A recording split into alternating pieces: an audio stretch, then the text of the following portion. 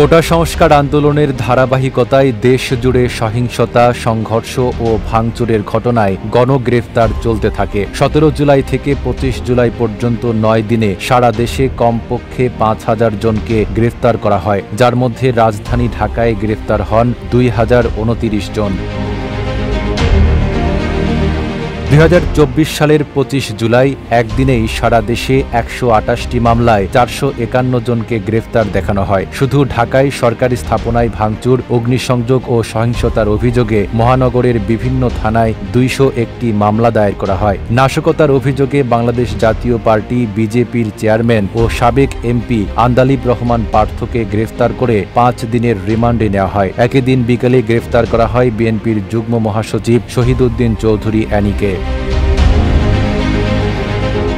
এদিন সকালে রাজধানীর মিরপুর ১০ নম্বরে আন্দোলনে ক্ষতিগ্রস্ত মেট্রো রেল স্টেশন পরিদর্শনে যান তৎকালীন প্রধানমন্ত্রী শেখ হাসিনা। তিনি বলেন, আমি জনগণের কাছে বিচার চাইছি। একই দিন আওয়ামী লীগ সাধারণ সম্পাদক ওবায়দুল কাদের জানান, আহতদের চিকিৎসা ও নিহতদের পরিবারকে সকল সহায়তা দেবে সরকার। আন্দোলন চলাকালে হেলিকপ্টার থেকে গুলির অভিযোগ প্রসঙ্গে র্যাব জানায়, তারা গুলি চালায়নি, বরং কাঁদানে গ্যাস ও সাউন্ড গ্রেনেড ছুড়ে আন্দোলনকারীদের ছত্রভঙ্গ করে।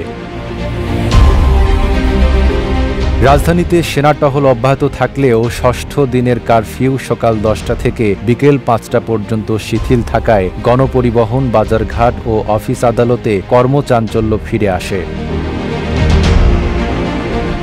এদিকে বৈষম্যবিরোধী ছাত্র আন্দোলনের অন্যতম সমন্বয়ক নাহিদ ইসলাম আরেক সমন্বয়ক আসিফ মাহমুদের ফেসবুক অ্যাকাউন্ট থেকে বক্তব্য পোস্ট করে বলেন, এই আন্দোলন শুধু কোটা সংস্কারের মধ্যে সীমাবদ্ধ নয়, এটি এখন গুম, খুন, নিরপরাধ মানুষের মুক্তি, ন্যায় বিচার ও সন্ত্রাসমুক্ত ক্যাম্পাসের দাবিতে রূপ নিয়েছে। প্রজ্ঞাপনেই এই আন্দোলনের শেষ হবে না।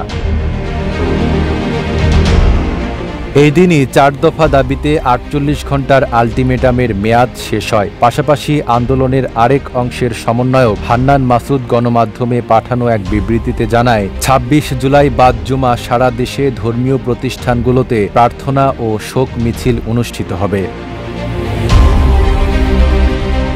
নাঈম আরাবী, ঢাকা পোস্ট।